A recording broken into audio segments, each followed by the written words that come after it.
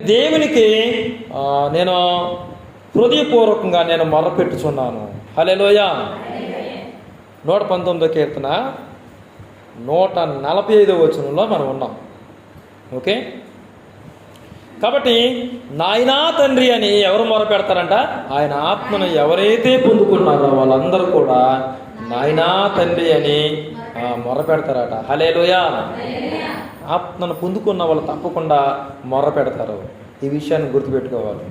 కాబట్టి మనము దేవునికి మొర్రపెట్టడానికి ముందు ఆయన ఎవరో ఎరిగి మొర్రపెట్టాలి. చెప్పండి, ఒకరిని ఏదైనా అడగడానికి ముందు ఆయన గురించి నీకు అర్థమైతే అడుగుతావు.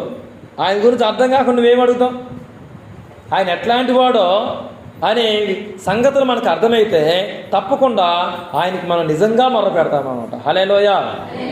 కాబట్టి ఆయన ఎట్లాంటి వాడంట?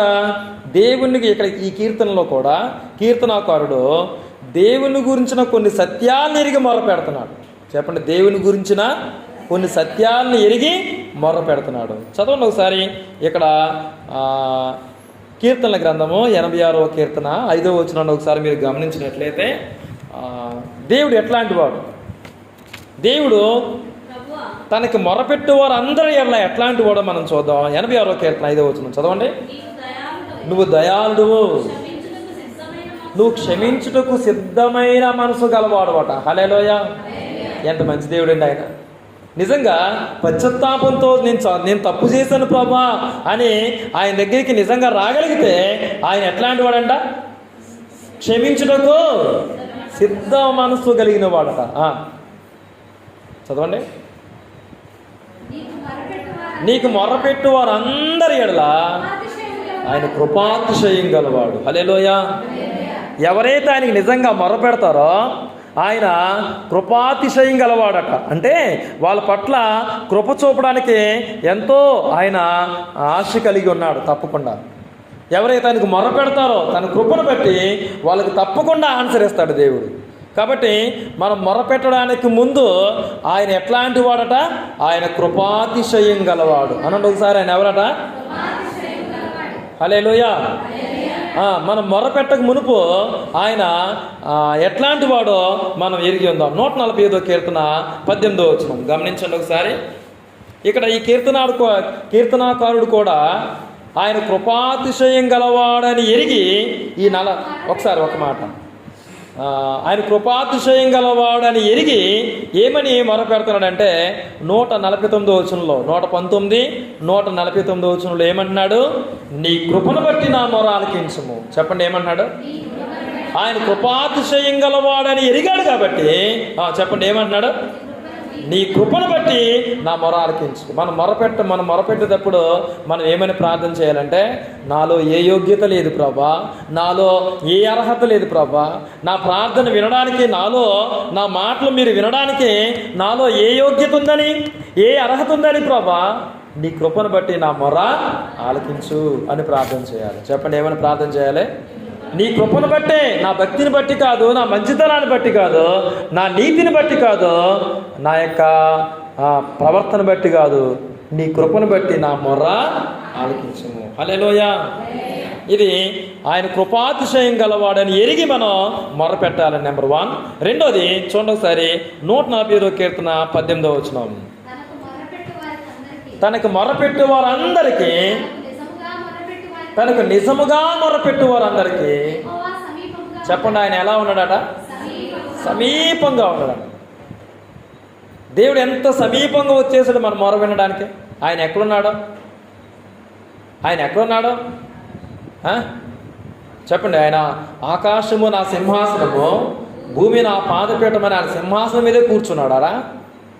చెప్పండి, ఆయన మానవుడిగా ఈ లోకానికి రావడం మాత్రమే కాదు, ఆయన మనలోకి వచ్చేసాడు అనమాట. హల్లెలూయా. కాబట్టి మొర్ర పెట్టడానికి ముందు ఆయన సమీపంగా ఉన్నాడనే సంగతిని మనం మర్చిపోకూడదు. హల్లెలూయా. ఎక్కడో దూరంగా ఉన్న వాళ్ళకి ఏం మొర పెడతాం? దగ్గర ఉన్న వాళ్ళకి, సమీపంగా ఉన్న వాళ్ళకి కదా మనం మొర పెట్టేది. అందుకే ఈ సంగతిని మనం ఎరగాలి. అందుకే 119వ కీర్తన 151వ వచనంలో కూడా ఈ సంగతిని ఎరిగే మొర పెడుతున్నాడు. యెహోవా నీవు సమీపంగా ఉన్నావు అనండి ఒకసారి. చెప్పండి, ఎట్లా ఉన్నాడంట ఆయన? ఆయన కృపాతిశయం గలవాడని ఎరిగి నీ కృపను బట్టి నా మొర ఆలకించుము అంటున్నాడు. ఆయన తనకు మొరపెట్టే వారందరికీ ఆయన సమీపంగా ఉన్నాడని, నువ్వు సమీపంగా ఉన్నావు ప్రభా అని తెలుసుకొని ప్రార్థన చేస్తున్నాడు, విశ్వసిస్తూ ప్రార్థన చేస్తున్నాడు. ఈ నమ్మకం ఉందా? నిజంగా నేను మొర పెడితే ఆయన తన కృపను బట్టి నా మొర ఆలకిస్తాడు అనే దృఢ నిశ్చయం మనకుందా? నెంబర్ 1. రెండోది, నేను మొర పెడుతున్నప్పుడు ఆయన నాకు సమీపంగా ఉన్నాడనే సంగతి మనం గుర్తెరిగితే తప్పకుండా ఆయనకి ఏం చేస్తాం? మనము మొర్ర పెడతాము. హల్లెలూయా చెప్తాం. హల్లెలూయా. కాబట్టి దేవుడు తనకు మొర్ర పెట్టేవారు అందరి ఎడల నిజంగా ఆయన న్యాయం తీరుస్తాడు. అంటే ఆయన తన్ను ఏర్పరుచుకున్న వాళ్ళందరూ దివారాత్రులు మొరపెడితే నేను వారికి న్యాయం తీర్చనా అనే ప్రశ్నతో ఒక స్టోరీని ముగించాడు. ఆ స్టోరీ మీకు తెలిసిందే. ఒక విధవరాలు ఉన్నారు. చెప్పండి, ఎవరున్నారట? ఒక విధవరాలు భర్తను కోల్పోయింది. మరి భర్తను కోల్పోయిన తర్వాత తను ఒక ప్రాబ్లంలో పడిపోయింది. అర్థమైందా? మరి ఆ భూమి విషయంలోనో లేకపోతే ఆస్తుల విషయంలోనో మొత్తానికి ఏదో ప్రాబ్లంలో పడిపోయింది. మరి ప్రాబ్లంలో పడిపోతే ఒక న్యాయవాది దగ్గరికి వెళ్ళి ఏమని అడుగుతుందంటే, ఒక అన్యాయస్తుడైన న్యాయాధిపతి ఉన్నాడంట. చెప్పండి, ఎవరట? వాడంట ఆ యొక్క అన్యాయస్తుడైన న్యాయాధిపతికి ఒకటే పేరే, ఏం పేరే? అన్యాయస్తుడు. అన్యాయంగా న్యాయం తీరుస్తాడు. నెంబర్ 1.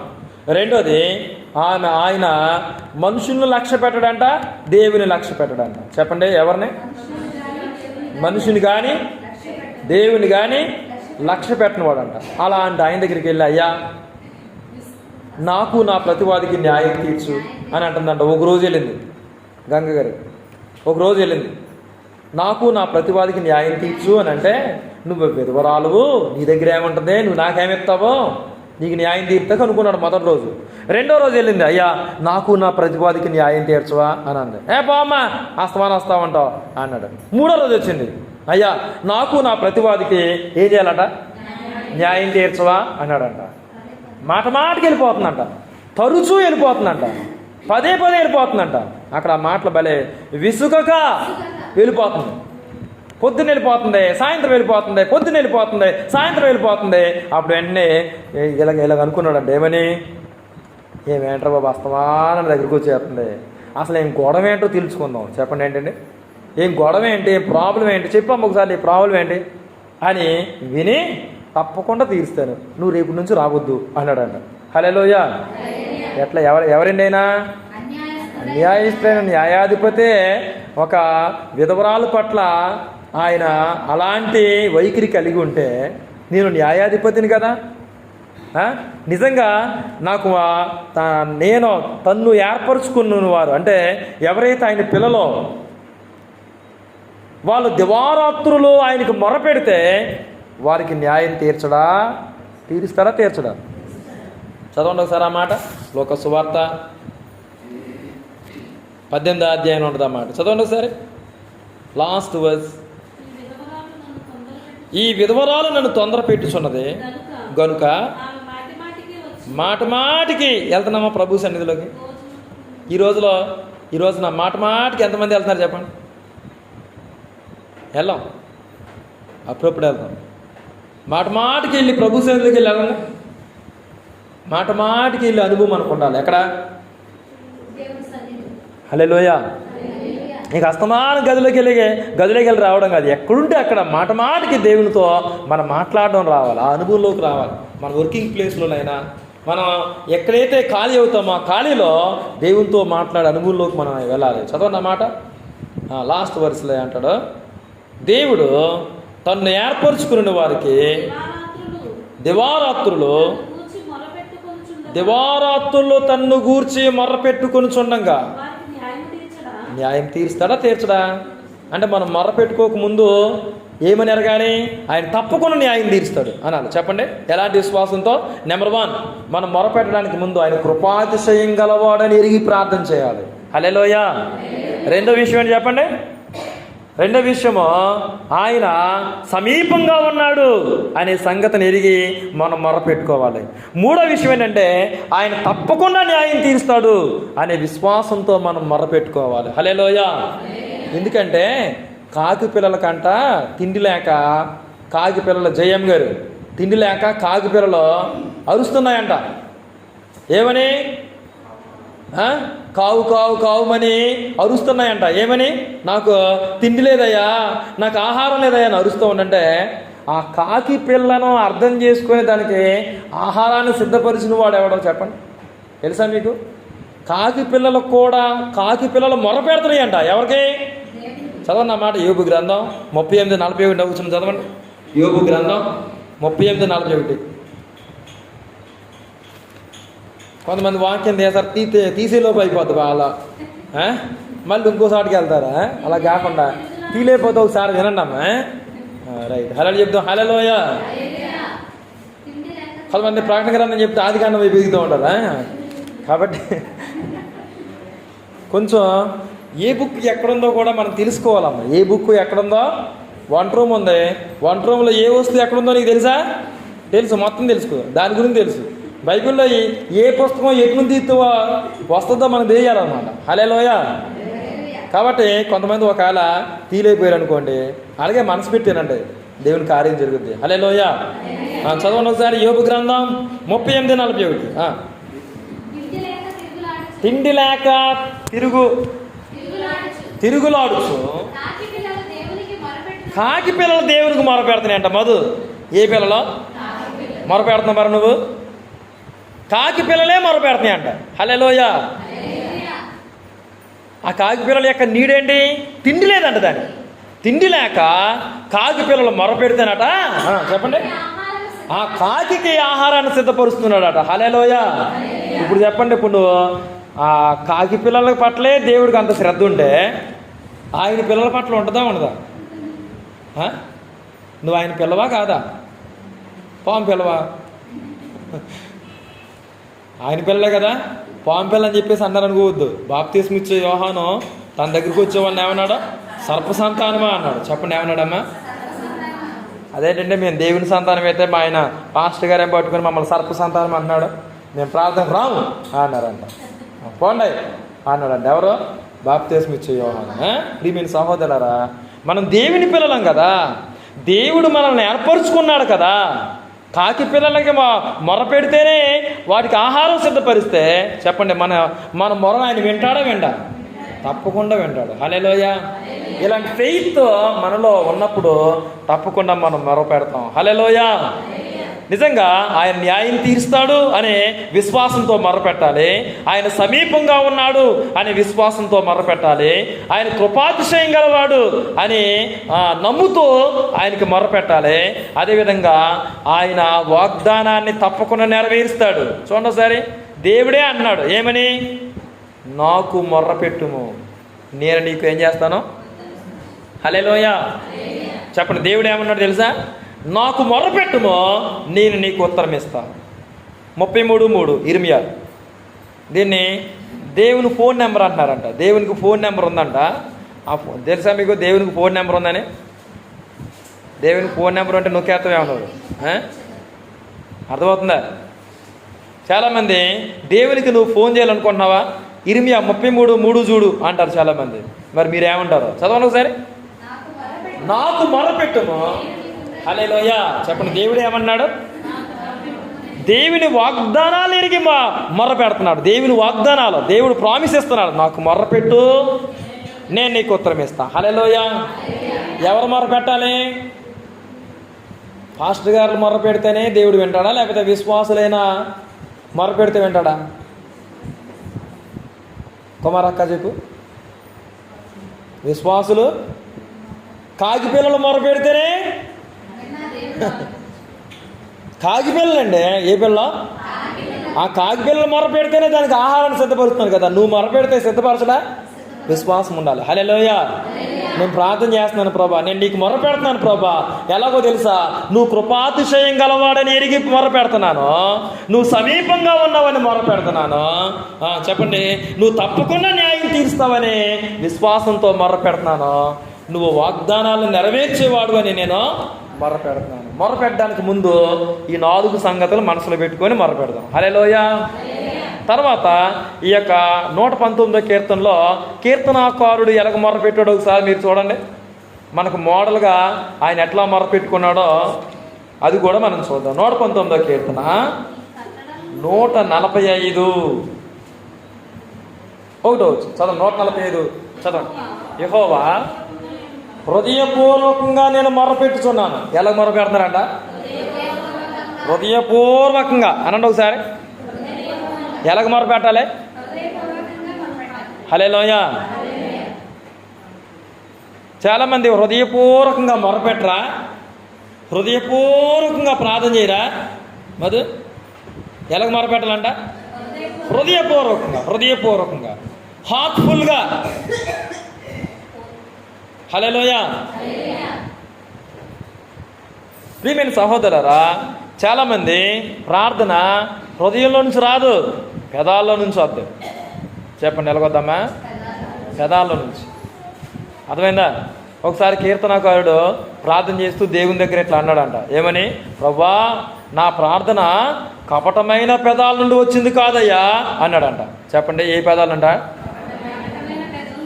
ఎప్పుడైనా చెప్పారా మీరు అలాగా? కీర్తనాకారుడు దేవునితో ఏమన్నాడు? ప్రభువా, నేను ప్రార్థన చేస్తున్నాను, నా ప్రార్థన, అరుణ గారు చూడండి సార్, ఏమన్నాడు? ప్రభువా, నేను ప్రార్థన చేస్తున్నాను, ఈ ప్రార్థన కపటమైన పెదాల నుండి వచ్చింది కాదు. మరి ఎక్కడి నుంచి వచ్చింది?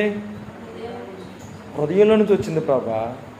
కపటమైన పెదాల నుంచి వచ్చింది. ఎలాగుంటుంది అని అంటే వాళ్ళు ఎంతో ప్రార్థన చేసినట్టుగా ఉంటారు, కానీ మళ్ళీ బయటికి వెళ్ళి మళ్ళీ చెప్పండి ఏం చేస్తారా? ఇక్కడ ఎంత భక్తిగా ఉన్నారో అంత భక్తిగా ఉండరు బయట. ఇక్కడ ఎంతో ప్రార్థన చేసి బయటికి వెళ్ళి చుట్టలు కాల్చుకుంటే ఎలాగుంటుంది చెప్పాలి? అది హృదయపూర్వకంగా మొరపెట్టినట్టేనా? అర్థమవుతుందా? ఇక్కడ ఎంతో మొరపెట్టేసి ఇంటికి వెళ్ళి యూట్యూబ్ ఆన్ చేసుకొని యూట్యూబ్లో ఒక పాట పెట్టుకొని వింటున్నాం అనుకో, చెప్పండి అదేంటి? కపట భక్తి అంటారు. అవునా కదా? అంటారా? ఇప్పుడు దాకా ప్రార్థన చేసుకొచ్చింది చూడు ఏం చేస్తుందో అని అంటారు. అవునా కదా? కాబట్టి మనం ఏం చేయాలి? హృదయపూర్వకంగా. హల్లెలూయా. చాలాసార్లు మనం ప్రార్థనకి వెళ్తే ఇంట్లో గౌరవం ఉండదు. కారణం ఏంటో తెలుసా? మనం ప్రార్థనకి వెళ్ళి ఇక్కడ మొరపెట్టుకుంటాము, మళ్ళీ చెప్పండి ఏంటో సీరియల్ వదిలిపెట్టావు. ఎంత సీరియస్గా చూస్తావు. అమ్మా కొంచెం అన్నం పెట్టమ్మా అన్నా సరే పట్టించుకో. అర్థమవుతుందా? పెట్టుకో అమ్మా. బుజ్జి పెట్టుకో అమ్మా, నేను బిజీగా ఉన్నాను అంటావా? పెట్టుకో అంటావా? అలా ఉంది భక్తి ఈ రోజున. హృదయపూర్వకమైన భక్తి లేదు ఈ రోజున. ఏ భక్తి లేదమ్మా? హృదయపూర్వకంగా మొరపెట్టాలి. హల్లెలూయా. అందుకే దావీదు వెళ్ళిపోతూ ఆ సొలొమోను కొడుకైన ఆ సొలొమోనుకి చెప్తున్నాడు, అరే నాన్న, నువ్వు ఎలాగో ఆయన్ని వెతకాలో తెలుసా? ఆయనకి ఎలాగో నువ్వు ఆయన ఎలాగో సేవించాలో తెలుసా? చదవండి ఆ మాట. 1 దినవృత్తాంతాల గ్రంథము 28:9 చదవండి ఒకసారి. 1 దినవృత్తాంతాల గ్రంథము 28:9 చదవండి.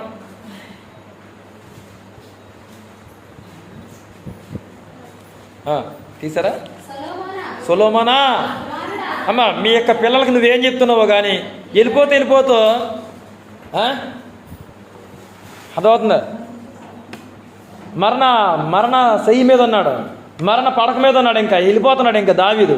అలాంటి దావీదు తన కొడుకుని పిలిచి ఇట్లా మాట్లాడుతున్నాడు. ఏమని? చదవండి అన్నమాట. సొలొమోనా, నా కుమారుడా, నీ తండ్రి యొక్క దేవుడైన యెహోవా అందరి హృదయాల్ని ఆయన పరిశీలించేవాడట. హల్లెలూయా. ఎంత గొప్ప మాట చెప్పాడండి తండ్రి కొడుక్కి. చెప్పండి, ఆయన ఎవరంట? నిజంగా ఒక తల్లి దేవుణ్ణి ఇలాగ బాగుగా ఎరిగి తన పిల్లలకి ఇలా చెప్తే ఎంత బాగున్నావు. అరే నానా, నీ తండ్రి యొక్క దేవుడు ఎట్లాంటి వాడు తెలుసా? ఆయన అందరి హృదయాన్ని ఎరిగిన వాడట, అందరి హృదయాల్ని పరిశీలించేవాడంట. ఆయనకి తెలియని రహస్యమేదీ లేదు. చెప్పండి, ఆయన తెలియని, ఆయన హృదయాన్ని ఎరిగిన వాడు. చదవండి.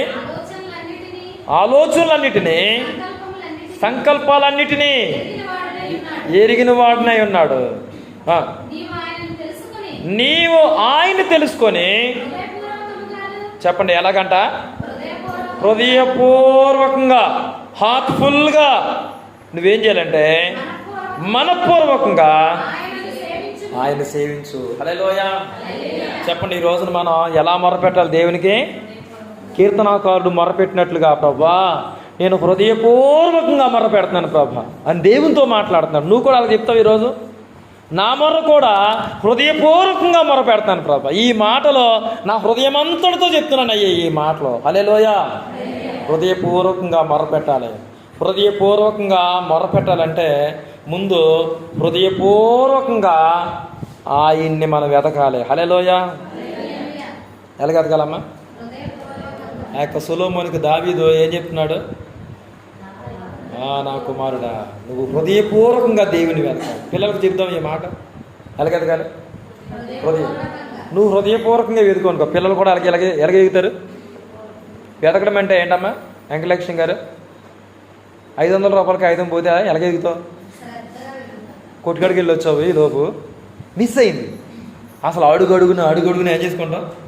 ఏంటమ్మా అసలు ఒక్క ఇంత ఏంటండి, దీన్ని కూడా ఒక అడుగును కూడా పోనకుండా ఎలాగెదుక్కుంటూ వెళ్తున్నాం దేని పట్ల? అలాగే దేవుని ఎదిగితే, అంత ఇంట్రెస్ట్తో అంత ఇష్టంతో దేవుని ఎదిగితే అసలు మన కుటుంబాలు ఎట్లా ఉంటుంది తెలుసా? హృదయపూర్వకంగా వెతకాలి. హల్లెలూయా. ఎలాగ వెతకాలి? అందుకే బైబిల్లో చాలామంది భక్తులు ఆయన హృదయపూర్వకంగా అనుసరించారంట. చెప్పండి ఎలాగా? మనస్ఫూర్తిగా అనుసరించారంట ఆయన. అందుకే ఆ మాట 2వ దినవృత్తాంతాల గ్రంథము 6:14 వచనం కూడా మనం చదివితే 6:14 వచనం 2వ దినవృత్తాంతాల గ్రంథము 6:14 మా చదవండి. హృదయపూర్వకంగా నిన్ను అనుసరించే వారి ఎడల, హృదయపూర్వకంగా అనుసరించే భక్తులు ఎడల ఆయన నిబంధనను నెరవేరుస్తూ కృప చూపేవాడట. హల్లెలూయా. ఎవరైతే హృదయపూర్వకంగా ఆయన పట్ల భక్తి కలిగి ఉంటారో, హృదయపూర్వకంగా అనుసరించే భక్తుల పట్ల ఆయన కృప చూపేవాడంట. హల్లెలూయా. అర్థమవుతుందా? మనం ఎలాగ వెతకాలి దేవుణ్ణి? సొలొమోను చెప్తున్నట్లుగా హృదయపూర్వకంగా. హల్లెలూయా. మనస్ఫూర్తిగా. చాలామంది వెతుకుతున్నారు కానీ సగం హృదయంతో వెతుకుతున్నారు. చాలామంది వెతుకుతున్నారు కానీ పైన ఎదుగుతున్నారు తప్ప హృదయపూర్వకంగా వెతకడం లేదు. అందుకే బైబిల్లో ఒక ఆయన హృదయపూర్వకంగా దేవుని వెతకాలంట. హృదయపూర్వకంగా ఏ విషయంలో హృదయపూర్వకంగా ఉన్నాడు తెలుసా? ఆ వ్యక్తి అంతకంతకు గొప్పవాడు అయిపోయాడంట. హల్లెలూయా. చదవండి అన్నమాట. 2వ దినవృత్తాంతాల గ్రంథము 31:21 చదవండి. 31:21 చదవండి.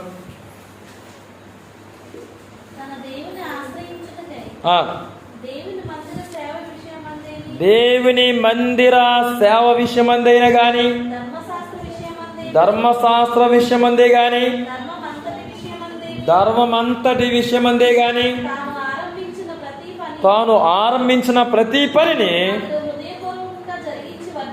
హల్లెలూయా. చెప్పండి, హృదయపూర్వకంగా జరిగించడంలో మనకి ఏముంటుంది? ఆశీర్వాదం ఉంటుంది. హల్లెలూయా.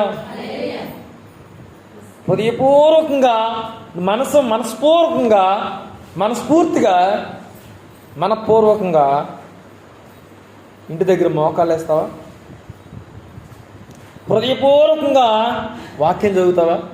హృదయపూర్వకంగా నిజంగా దేవుని వెతుకుతావా? దేవుని మందిరానికి వస్తావా?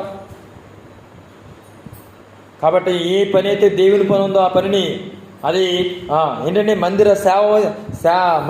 మందిరంలో ఉన్న సేవ విషయమైతే కానీ, ధర్మశాస్త్రం చదువుట విషయంలో కానీ, అర్థమవుతుందా?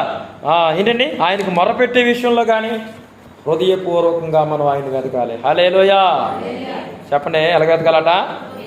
హృదయపూర్వకంగా ఆయన వెతకాలి. అందుకే కీర్తనాకారుడు ఎట్లా ప్రార్థన చేస్తున్నాడు చెప్పండి? హృదయపూర్వకంగా ప్రార్థన చేస్తున్నాడు, హృదయపూర్వకంగా మొరపెట్టుకుంటున్నాడు. హల్లెలూయా. కానీ చాలామంది ప్రార్థన అయితే చేయట్లేదు కానీ హృదయపూర్వకంగా దుష్కార్యాలు చేస్తున్నారంట. తెలుసా మీకు? చెడుతనం చేస్తున్నారంట. ఏంటి? హృదయపూర్వకంగా.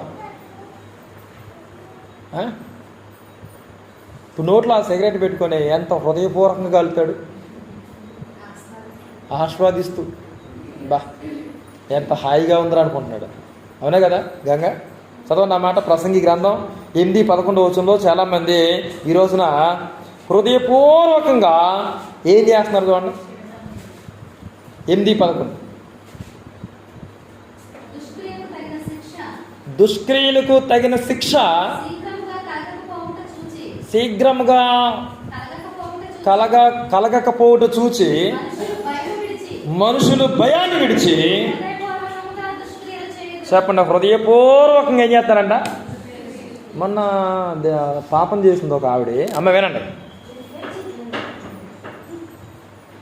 లేదా ఒక అబ్బాయి పాపం చేశాడు, మొన్న చేసిన పాపానికి శిక్ష రాలేదంట. చెప్పండి, మొన్న చేసిన పాపానికి ఏం రాలేదంట? అలాగే దేవుడు పంపలేదు కదా, శిక్ష పంపించలేదు కదా. మొన్న చేశాను రాలే, కాబట్టి ఈరోజు కూడా మనుషులు ఎందుకని హృదయపూర్వకంగా దుష్కార్యాలు చేయడానికి ఈ రోజున పూనుకుంటున్నారంటే చెప్పండి ఏం చేస్తున్నారంట? తగిన శిక్ష వెంటనే రావడం లేదనంట. చెప్పండి ఏంటంట? అందుకే నన్ను చేసేది తగిన శిక్ష రావట్లేదనన్నా వెంటనే పంపించాలి. నీకు కృప చూపాలా? చెప్పాలి మీకే. వెంటనే పంపించేస్తే ఎంత బాగున్నావు. దేవుడు ఆ రోజుల్లోనైతే వెంటనే పంపించేశాడంట, వెంటనే. అలాగే వెంటనే శిక్ష పొందుకున్న వాళ్ళు ఎవరు తెలుసా మీకు? పాపం చేయగానే వెంటనే శిక్ష వచ్చేసింది. అననీయ సప్ఫీరాలో ఒకేసారి అబద్ధం ఆడేశారు, ఇద్దరు కూడా ఆన్ ది స్పాట్లో చచ్చిపోయారు. గెహాజీ ఎక్కడికి వెళ్ళావు బాబు అంటే ఎక్కడికి వెళ్ళే అని అబద్ధం ఆడేసి ఆ యొక్క దాచేసుకుని వచ్చేసాడు. వెంటనే కుష్ఠరోగం వచ్చింది. ఆమె అర్థమవుతుందా? ఎందుకంటే వాళ్ళని చూసి మనం బుద్ధి తెచ్చుకొని దేవుడు మనం మారాలని దేవుడు కృప చూపుతుంటే ఈ రోజున ఏం చేస్తున్నారు? ఈ రోజున దుష్కార్యాలు చేయడానికి ఈ రోజున హృదయపూర్వకంగా మనస్ఫూర్తిగా చేస్తున్నారు. మనస్ఫూర్తిగా ప్రార్థన చేయట్లే, మనస్ఫూర్తిగా దేవుని వెలగట్లే, మనస్ఫూర్తిగా భక్తి చేయట్లే. హృదయపూర్వకంగా నువ్వేం చేస్తున్నావు? కీర్తనాకారుడు దేవునితో ప్రార్థన చేస్తున్నాడు, అయ్యా నేను హృదయపూర్వకంగా నేను మొరపెట్టుకుంటున్నాను, నా మొర ఆలకించు. హల్లెలూయా. ఈరోజు మనం కూడా ఎలా మొరపెట్టుకోవాలి? చెప్పండి, ఎలా మొరపెట్టుకోవాలి? హృదయపూర్వకంగా మొరపెట్టాలి. హృదయపూర్వకంగా మొరపెట్టడానికి ముందు హృదయపూర్వకంగా మన పట్ల తప్పు తీసిన వాళ్ళని క్షమించాలి. హల్లెలూయా. అమ్మ అర్థమవుతుందా? చదువు మాట ఎక్కడదే? హృదయపూర్వకంగా క్షమించకపోతే మత్తయి సువార్త 18:35 వచనంలో చదవన్న మాట. మత్తయి సువార్త 18:35 మీలో ప్రతివాడును తన సహోదరుని హృదయపూర్వకంగా క్షమించని ఎడల ఆ పరలోకపు తండ్రి ఆ ప్రకారమే మీ ఎడల చేస్తాడు. పరలోక ప్రార్థన ఎంతమంది చేస్తారండి? పరలోక ప్రార్థన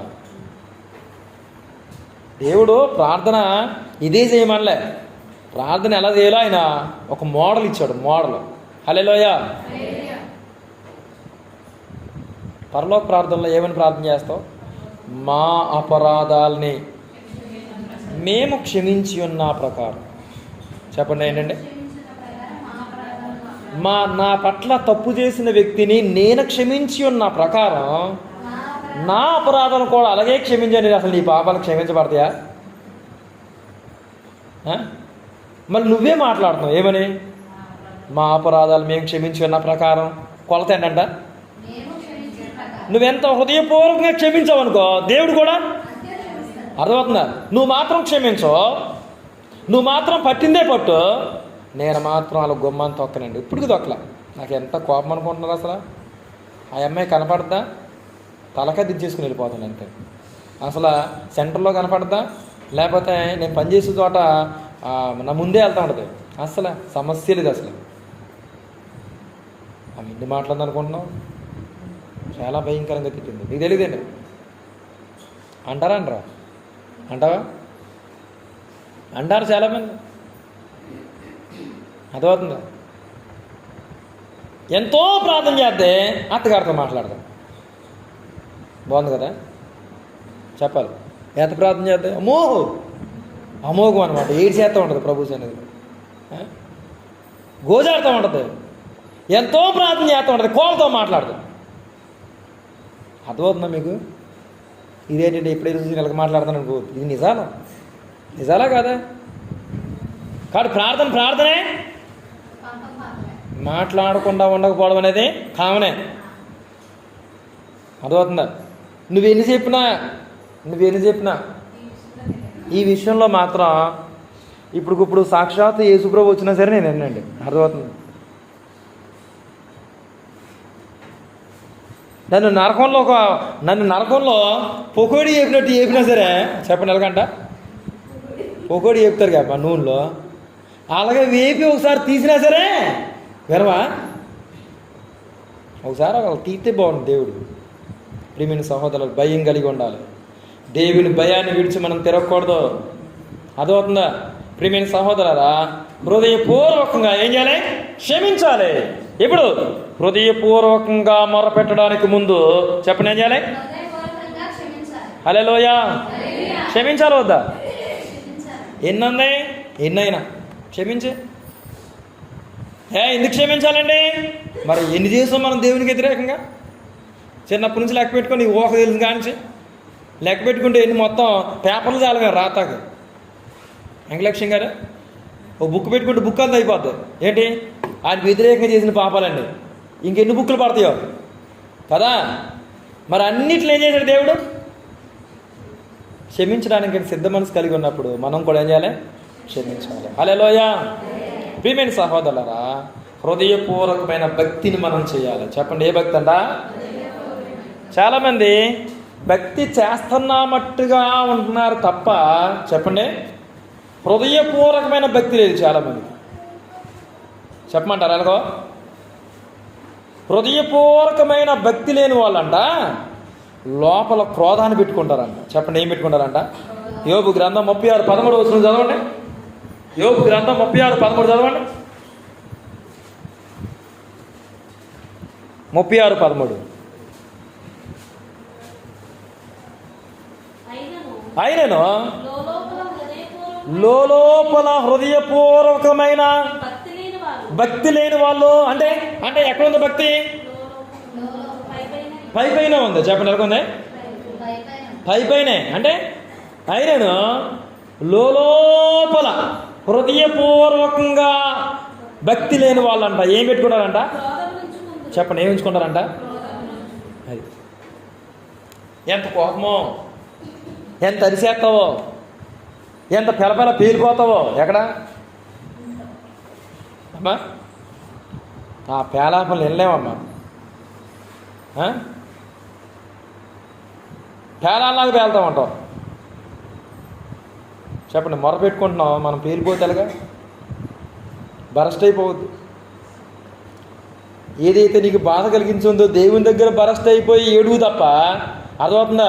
లోపల ఏదో పెట్టేసుకొని చెప్పండి రకరకాలుగా మాటలనేసి బాధ పెట్టేసి వాళ్ళు ఏమనుకున్నా పర్లే, ఏమైపోయినా పర్లే అని రకరకాలుగా మొత్తం ఉన్నదంతా మనుషుల్ని రకరకాలుగా బాధ పెట్టేసి ప్రార్థన చేయడం వల్ల ప్రయోజనం ఏముంది? హృదయపూర్వకమైన భక్తి అనండి ఒకసారి. హృదయపూర్వకమైన క్షమాపణ. చెప్పండి, ఎలా ఉండాలి? హృదయపూర్వకమైన క్షమాపణ, హృదయపూర్వకంగా దేవుని వెతకడం, హృదయపూర్వకంగా చెప్పండి ఏం చేయాలంట? సేవించడం. నిజంగా మనకు వస్తే మనం వర్ధిల్లుతాం. చెప్పండి, ఈరోజు మనం కూడా ఇలా చెప్దాం ఏమని? నేను హృదయపూర్వకంగా నేను నీకు మొర పెడుతున్నాను ప్రభువా. హల్లెలూయా.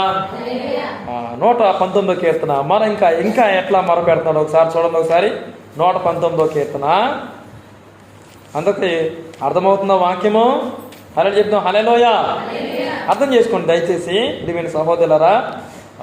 119వ కీర్తన 146వ వచనంలో, నేను నీకు మొరపెట్టుచున్నాను, నీ శాసనాలు చొప్పున నేను నడుచుకున్నట్లు నన్ను రక్షింపుము. హల్లెలూయా. చెప్పండి, ఏమని ప్రార్థన చేస్తున్నాడో? ఆయన ప్రార్థన అవసరత ఏంటి చెప్పండి? నీ శాసనాలు చొప్పున నేను నడుచుకోవాలి అనండి ఒకసారి. ఏంటి ఆయన మొర? ఏంటి ఆయన ప్రార్థన?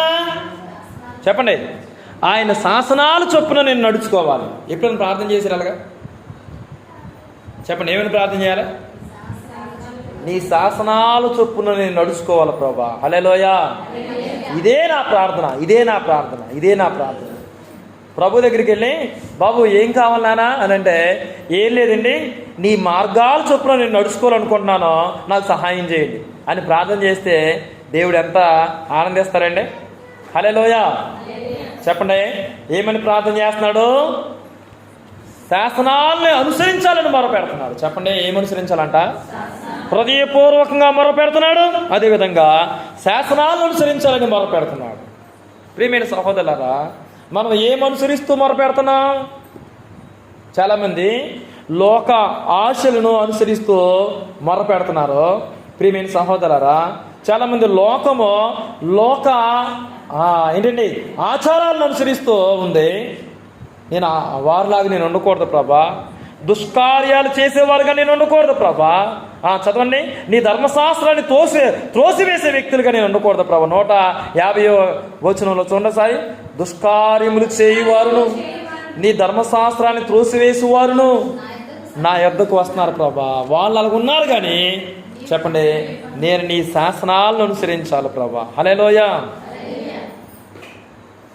చెప్పండి, మనం కూడా ఆయన శాసనాలను మనం ఎప్పుడైతే అనుసరించి ప్రార్థన చేస్తామో దేవుడు తప్పకుండా మన ప్రార్థన ఏం చేస్తాడో ఆలకిస్తాడు. హల్లెలూయా.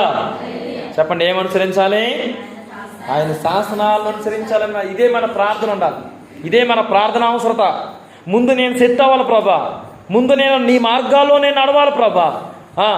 ప్రియమైన సహోదరులారా, గుర్తుపెట్టుకోండి, ఆయన శాసనాలు అనుసరించడానికే ఆయన ప్రార్థన వినడానికి సంబంధం ఏంటి?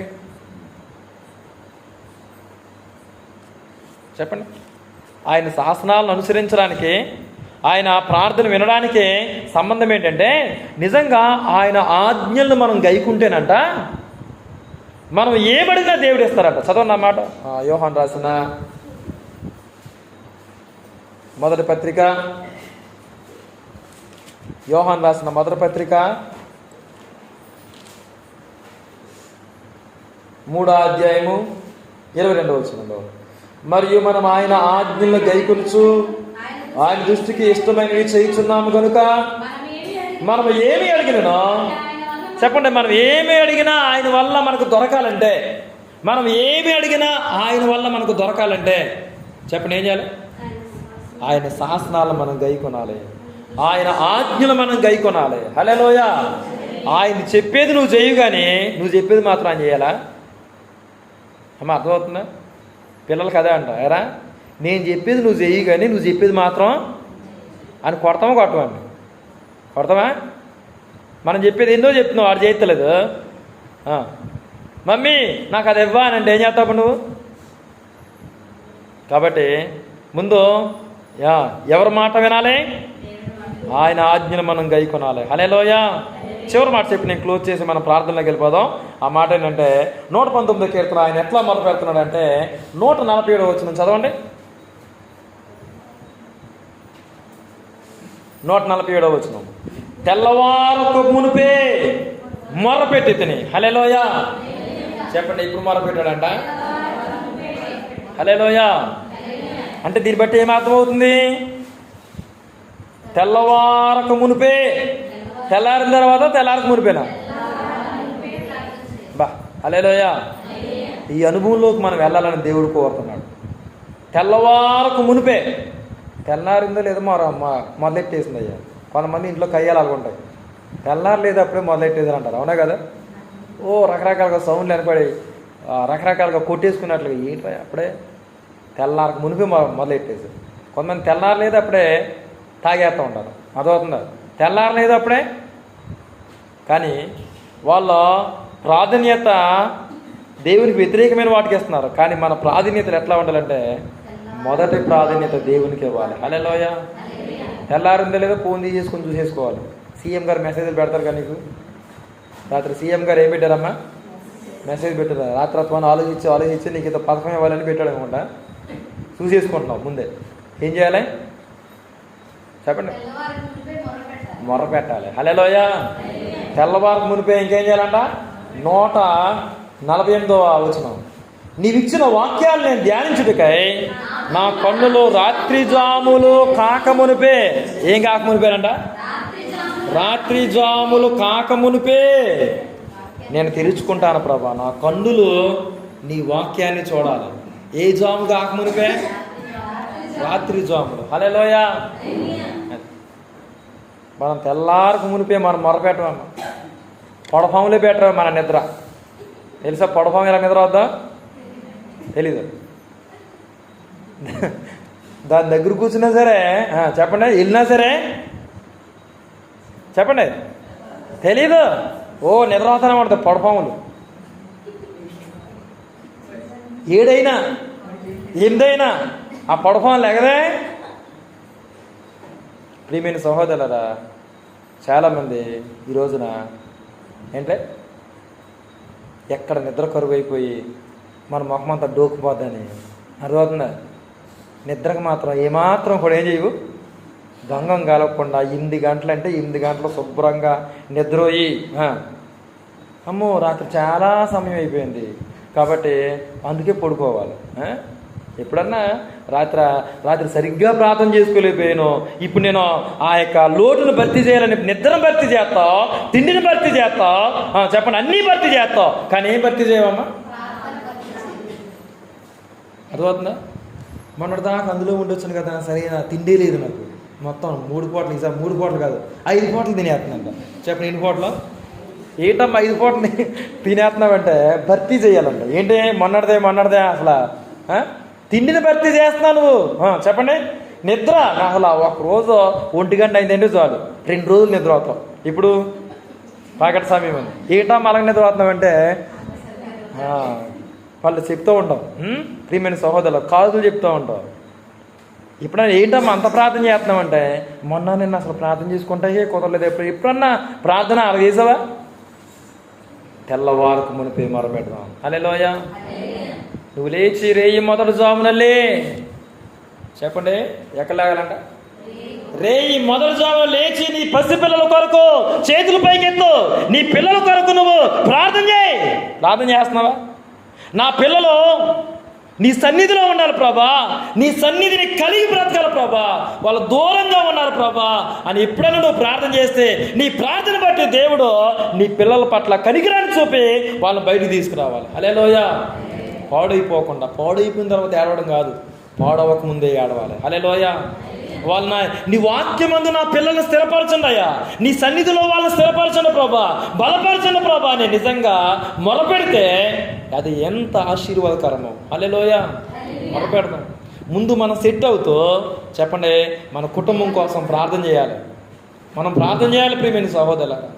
చాలామంది చదువుల కొరకే కాదు అమ్మా, చాలామంది భవిష్యత్తులో స్థిరపరచడానికి మాత్రమే కాదు, ముందు సెట్ అవ్వాల్సింది ఏంటంటే ప్రభువులో వాళ్ళు నిలబడాలి. చెప్పండి ఎక్కడ దావీదు భక్తుడు ఇలా ప్రార్థన చేశాడు, ప్రభా నా కుటుంబం ఏర్పడింది ప్రభా, ఇంతగా నన్ను హెచ్చించుకని చెప్పి నేను ఏమాత్రపు వాడిని ప్రభా అని మాట్లాడుతూ ఏమన్నాడు తెలుసా? నీ సన్నిధిని నా పిల్లలను స్థిరపరచు. హల్లెలూయా.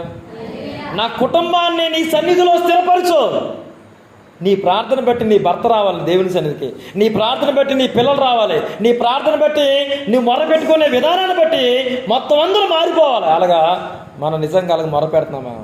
మనం మొరపెట్టుకోవడంలో, మన దేవునికి మొరపెట్టడంలో ఒక సీరియస్నెస్ ఉందా మనకి? నిజంగా ఒక పర్టికులర్గా ఆ పర్సన్ కోసం నిజంగా ప్రార్థన చేసి ఎన్నో సంవత్సరాలు బట్టి ప్రార్థన చేస్తున్నాను.